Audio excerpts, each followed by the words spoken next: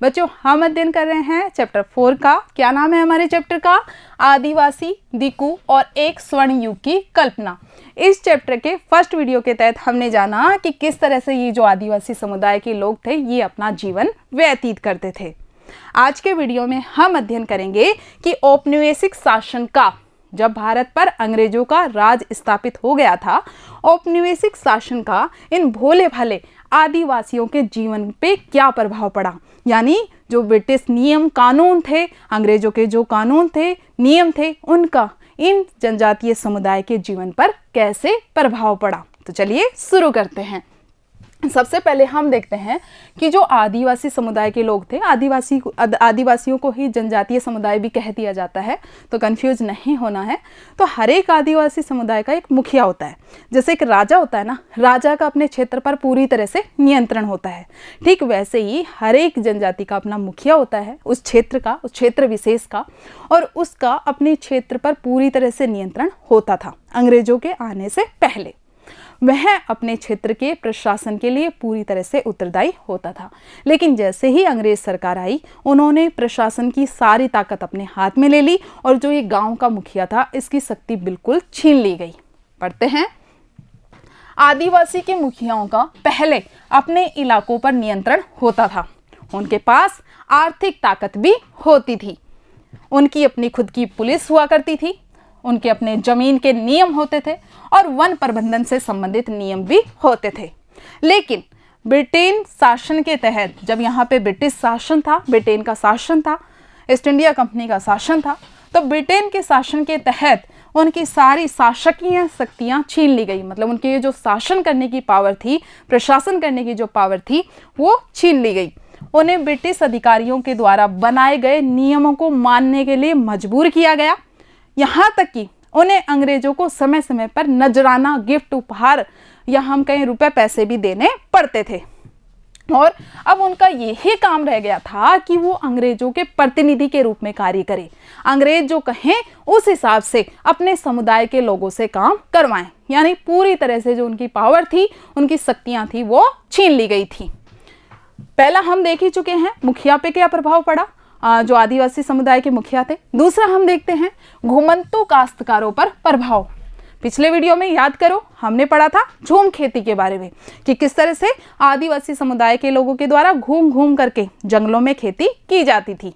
अब ये घुमंतू खेती करने वाले, झूम खेती करने वाले जो किसान थे, जो काश्तकार थे, उनके जीवन पर क्या प्रभाव पड़ा। तो हम पहले पढ़ चुके हैं कि अंग्रेजों को घुमंतू समुदाय से काफ़ी परेशानी थी, क्योंकि उनका ये मानना था कि ये लोग बर्बर हैं।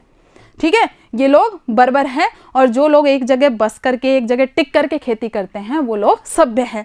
तो अंग्रेजों ने पहला जोर यही दिया कि इनकी ये झूम खेती है, इस पर रोक लगाओ और इनको स्थायी रूप से बस करके खेती करने के लिए प्रोत्साहित करो। अंग्रेजों ने घुमंतू समुदाय से उनको काफ़ी परेशानी थी, इसलिए वो चाहते थे कि आदिवासी समुदाय के लोग एक जगह स्थायी रूप से रहें और खेती करें। क्यों चाहते थे वो? क्योंकि एक तो अगर एक जगह पे रहेंगे तो इनको कंट्रोल करना आसान रहेगा। ऐसे तो कैसे पता चलेगा कि कौन सा आदिवासी समुदाय किधर निवास कर रहा है, कौन सा आदिवासी समुदाय किधर खेती कर रहा है। लेकिन जब एक जगह चिन्हित कर दिया जाएगा कि इस क्षेत्र में आदिवासी समुदाय के लोग रह रहे हैं, तो अंग्रेजों के लिए शासन करना आसान रहेगा। दूसरा कि जब ये एक जगह रह करके स्थायी कृषि करेंगे, तो जो कंपनी है या जो अंग्रेज सरकार है, उसका भी तो आमदनी का एक स्थायी जरिया बनेगा ना, कि भाई एक स्थायी जगह पर खेती हो रही है तो आराम से वो लगान वसूल करेंगे, क्या दिक्कत है। तो दोनों फायदे होंगे कि एक तो इनको नियंत्रित करना आसान होगा, दूसरा अंग्रेजों को आमदनी भी होगी। इसलिए इन्होंने झूम खेती पर रोक लगा दी और कुछ किसानों को दो भागों में बांट दिया। कुछ किसानों को भूमि दे दी, भूस्वामी बना दिया, और कुछ किसानों को क्या बनाया कि आप खेती करो, उनको पट्टेदार बना दिया गया। पहले हम पढ़ चुके हैं ना भू राजस्व व्यवस्था में कि किस तरह से जमींदारों को ये जिम्मेदारी दी गई थी कि वो लगान वसूल करेंगे किसानों से और फिर अंग्रेजों को देंगे। सेम वही सिस्टम यहाँ पर अपना लिया। जो पट्टेदार थे वो अपने भूस्वामियों को भाड़ा चुकाते थे, यानी लगान देते थे, और जो भूस्वामी थे वो सरकार को आगे पैसा पहुंचाते थे, उनको ये लगान देते थे। यहाँ पे देखो एक बार फिर से वही झूम खेती को दर्शाया गया है। अलग अलग क्षेत्रों में अलग अलग तरीके से खेती होती है, तो यहाँ पे झूम खेती को बताया गया है। और तो झूम खेती करने वाले जो लोग थे, आगे चल के हम देखते हैं कि उनके द्वारा विद्रोह भी किया जाता है कि अंग्रेज सरकार ने तो हमारी रोजी रोटी छीन ली। यहाँ देखो अंग्रेजों ने किस तरह से ज़मीन का बंटवारा किया? अंग्रेजों ने पहले ज़मीन को मापा, फिर प्रत्येक व्यक्ति का हिस्सा तय कर दिया कि किस व्यक्ति के पास कितनी ज़मीन रहेगी और कौन कितना लगान देगा, ये भी निश्चित कर दिया। लेकिन समस्या यहाँ क्रिएट हो गई कि सारी ज़मीन एक जैसी तो नहीं होती, सारी ज़मीन उपजाऊ तो नहीं होती। माना कि मेरे हिस्से में ऐसी ज़मीन आ गई जहाँ पे भूमि भी उपजाऊ नहीं है, पानी की व्यवस्था भी नहीं है, तो मेरे तो हानि हो गई ना, क्योंकि मेरी उसमें फसल इतनी अच्छी हो ही नहीं पाएगी कि मैं लगान चुका पाऊँ, तो मेरे तो रोना हो गया। तो वही हुआ। लेकिन जहाँ पानी कम हो और मिट्टी सूखी हो वहाँ हलों से खेती करना आसान नहीं होता। अतः हम देखते हैं कि जो पूर्वी क्षेत्र थे, पूर्वी क्षेत्र समझ गए, वही 7 बहनों वाले क्षेत्र, तो पूर्वी क्षेत्र के जो राज्य थे उनके झूम काश्तकारों ने, झूम की खेती करने वाले जो किसान थे, उन्होंने अंग्रेजों के इन नियमों का, इन निर्णयों का विरोध किया। और हम देखते हैं कि जंगल के कुछ हिस्से में आगे चल कर के अंग्रेजों ने उन्हें झूम खेती करने की छूट दे दी कि भाई विद्रोह मत करो, लो हम तुम्हें छूट देते हैं। तो हमने देखा 2 प्रभाव देखे कि किस तरह से आदिवासियों के मुखियाओं पर प्रभाव पड़ा, और दूसरा झूम काश्तकारों पर प्रभाव देखा। अब अगला हम देखते हैं कि जो नए नए वन कानून बनाए गए थे अंग्रेज सरकार के द्वारा, उसका आदिवासियों पर क्या प्रभाव पड़ा। तो अंग्रेजों ने क्या किया, सारे जंगलों पर अपना नियंत्रण स्थापित कर लिया। पहले तो जंगल इनकी संपत्ति थे, जंगलों में रहते थे। अब अंग्रेजों ने कहा ये सारे जंगल तो राज्य की संपत्ति हैं, राज्य का अधिकार है। अब अंग्रेजों ने अपने फायदे के हिसाब से कुछ जंगलों को घोषित कर दिया आरक्षित जंगल। ये वो जंगल होते थे जहां पर अंग्रेज अपने काम में आने वाली इमारती लकड़ी उपजाते थे। आगे हम 9th के चैप्टर में पढ़ेंगे कि अंग्रेजों को अपनी शाही नौसेना के लिए जहाज बनाने के लिए, साथ ही रेल की पटरियां बनाने के लिए इमारती लकड़ी की आवश्यकता होती थी, और इसके लिए उन्होंने भारत के कुछ जंगलों को आरक्षित घोषित कर दिया। और उसमें ये रूल बना दिया, ये नियम बना दिया कि जो आदिवासी समुदाय के लोग हैं वो उन जंगलों में आ जा नहीं सकेंगे, वो जंगल सिर्फ इमारती लकड़ी के लिए ही आरक्षित रहेंगे, और वहां से अंग्रेजों के काम में आने वाली लकड़ियों को क्या किया जाएगा, निर्यात किया जाएगा, इंग्लैंड भेजा जाएगा। तो कुछ जंगलों को आरक्षित वन घोषित कर दिया जिसमें कि अंग्रेजों की जरूरतों की लकड़ी पैदा होती थी, और उन आरक्षित जंगलों में, इन जंगलों में क्या रोक लगा दी कि आप इन जंगलों में आ जा नहीं सकते हो, बेरोक टोक घूम नहीं सकते हो, और यहाँ पर झूम की खेती करना तो बहुत दूर की बात है, पशुओं का शिकार भी नहीं कर सकते हैं। अब आप ये सोचो कि आपका तो पूरा जीवन ही जंगल पर निर्भर है, और आपका तो एक तरह से ये जीवन ही छीन लिया गया इस तरह के कठोर नियम के द्वारा।